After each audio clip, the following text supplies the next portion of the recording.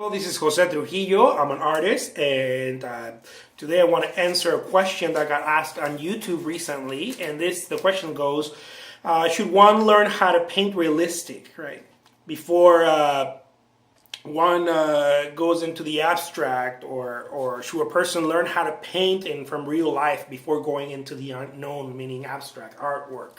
So this is something that comes up often from different artists. From you'd be surprised, from beginners to intermediate, and I've even seen some late career artists still talk about this kind of stuff. I think it's a misconception. We tend to think that when we talk about abstract, we talk about this easy thing, this very, anyone can do it. My kid could do it. I can do that, right? But it's not. It's. I mean, it looks that way because it's not representational, but it isn't. It is also, of course, a lot of work, and creating the work is a lot of work. Creating a body of work or a style or whatever, it's a lot of work. It's not just physical work, it's a lot of breaking paradigms. I mean, everybody talks about Jackson Pollock, how that was very abstract, and they're like, oh, I could spill paint. Yeah, but did you notice that no one had ever done that before him? I mean, you're talking about thousands of years painting. No one had ever done that, and it wasn't something that he was like, "Oh, what can I do different?" I don't think it happened that way. What he did was he pushed the boundary, and those avant-gardes that push the boundary. That's a whole other thing. But anyways, so the question keeps getting asked that way, or in different ways. Also, I've heard artists very. Late in their career, late in their career, they talk about, and I'm talking about artists that have painted for 30, 40 years or whatever. They say, oh, one should learn the how to paint good so that you can do whatever you want, meaning so that you can do something bad, because abstract is perceived that way many times, or we read this quote by Picasso, right? One should learn the rules in order to break them, right? That's another thing. It talks about people tend to think that the rules, what he means is the classic approach. You should first learn how to paint, classic, be classically trained, formally trained, and then you can go on and do whatever you want. I hear this from a lot of artists. I don't believe it's that way. I do not believe it's that way. Although I know that it looks that way because Jackson Pollock didn't paint like that. He and his brother painted a very cool modernist stuff before that. And of course the palette was trained. They knew what they were doing, and. But that's the idea, right? Let's do first. Eat your veggies before you can have pie. It's sort of the question, and I don't think abstract is pie. Many people see it that way. I don't agree with it. I think abstract is veggies too. Pie is something else. What has happened? I'm going to go a little bit into it. Okay, what has happened is that the level of entry to be an artist has lowered significantly, and a lot. For example, before, if you wanted to be an artist, you would most likely had to be classically trained, and you had to create very realistic or highly representational subject matter, right? That used to happen, and more, right? Because we have the Impressionists, the Post-Impressionists, the Fauvists, the blah blah blah blah blah, till we get to the Cubists and all the conceptual art after that. People seem to think, well, if they're doing that, then that means I can be an artist, and they're not wrong. Yes, the level of entry of representational work has opened. Let's not even call it down. Has opened very wide. because I don't think it's down, but the level of entry, I guess that's how you would say it. Anyways, the window has widened, the door has widened, and so many people. It's sort of like people see it as a gold rush kind of thing. Like online, people are like, you could make millions online. Yeah, the level of entry is very simple, it's very fast, but that doesn't mean everybody. You still have to work intensely. You still have to know the stuff. You still have to get coaching. You still have to, whatever it is that you're trying to do. But people seem to think that, oh, online, if I just put my artwork or my widget online, I'm gonna make millions because you reach the world. We tend to think that way, and anyone doing anything online knows that that's not true, that it's intense, it's very hard work. So, yes, the level of entry to artwork, to being an artist, anyone can raise their hand and say, I'm an artist. Back in the day, back in the day, I'm talking about 100 years ago, it was very difficult. You couldn't just say, I'm an artist. You would have to get a lot of training, formal training, and then they would let you on, go. And first you have to start, working for the master and on. Most of you know those stories. Work in a studio, an atelier, and you work for the master, and then the master says, "Yeah, you were kind of my intern. It was a form of internship. I taught you how to paint while you created work for me. When you learn how to paint, now you're going to create paintings for me, which I get to monetize from that as well. And now that you've been here for 5, 6, 7, 10 years, whatever." Now you can go and open your own atelier, your own studio, and do the same with other students. It was nothing bad. It's the way things were done.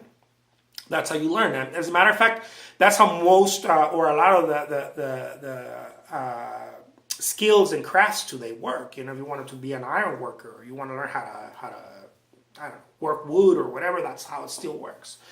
So in many cases, I don't know if I don't know how the paying goes there. We call them interns now.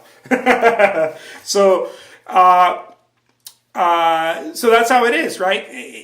So we tend to think that being an abstract artist, it's sort of like, well, you do whatever you want, but it doesn't happen that way, because as I mentioned, just because the level of entry has widened doesn't mean that anyone that goes in there is creating art, or is creating quality, or is going to really hone their craft and their skill. It just means that now you can call yourself an artist, or before you had to probably, I don't know, draw like Jacques Louis David, or you had to do some drawings like Delacroix or Manet, or and then oh yeah, he's an artist, or she's an artist, yeah, because look at the work, it's academically trained, but it's no longer that. So anyone can call themselves an artist now, and it's so cool. It's such a great time that the doors are open.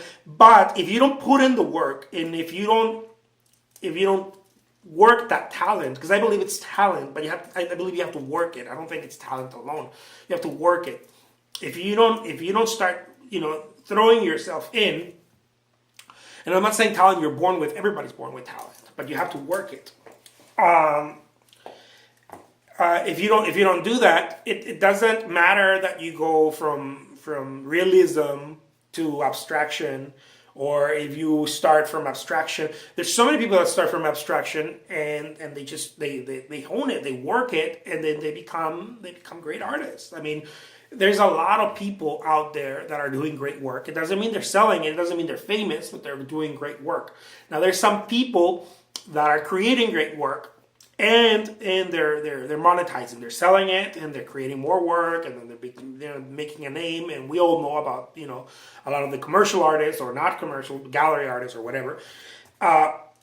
You don't.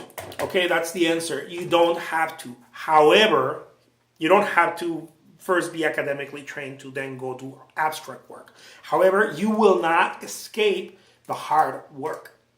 That you won't escape. If you want to get good at it, you will not escape that. So might as well, why not? Go get academically trained. Here is the however. The however is, if you want to start monetizing, if you want to start selling work, Because a lot of people want to go into abstract for themselves because they just want to, you don't have to. Of course, you can just, start splattering painting and kind of do it at your own pace. But if you want to start creating a career, you want to start monetizing, I would suggest that yes, it would be important for you to first get some formal training, color theory and stuff like that. Why? Because you're going to start monetizing. You want to know those things that are proven methods that work, that people already are used to buying. They enjoy certain things, certain color palettes, certain compositions and things like that. And if you're going to paint a horse, even if it's an abstract horse, if you're somewhat academically trained, it's going to be pleasing to more than, to 100 people as opposed to 2 people. That is extremely abstract and nothing, you can't tell. It looks like a cave, even worse than a cave painting when you're starting out. It will be more pleasing to more people if there is some draftsmanship, if there's some academic training in there. It doesn't have to, you don't have to paint, you don't have to draw like Michelangelo. I mean, it wouldn't hurt, but you don't have to. What I'm saying is if you want to monetize, if that's your intention, it's probably better to get some training, I would say. That's, even if you're doing abstract work, especially if you're doing some sort of in-between representational abstract type of thing, it's very good to have some knowledge on the theory. It doesn't, you don't need it. You can start and work on your pace and kind of work the kinks, but it doesn't hurt to know. There's so many people that didn't have academic training and they learn it themselves, and they out of the pure wanting it and working, they got it. And it comes down to heart either way. It comes down to how much you want it. But you don't have to, right? There's also plenty of artists who are very academically trained, very realistic, and their work is very representational, and can't seem to trade some income for their work. They can't seem to sell their work, and I think that's a whole other issue. But some of them want to, but many of them can't. And it doesn't matter how good you paint. It's a whole other skill. To be able to trade your work for money, it's a whole other skill. It's not a painting skill. It's not a this. It's not a that. But it does help if it's somewhat representational. If you're doing something semi-representational, it does help, I believe. I hope I didn't confuse anyone. You can start splattering paint and blah blah, and creating abstract work and all this stuff. But it will help you a little bit if you understand certain color theories and certain things, how to mix colors and all of those things. Of course it will. I'll leave you with that, especially if you want to monetize on it. My name is Jose Trujillo. Thank you so much for watching. Take care. Bye-bye.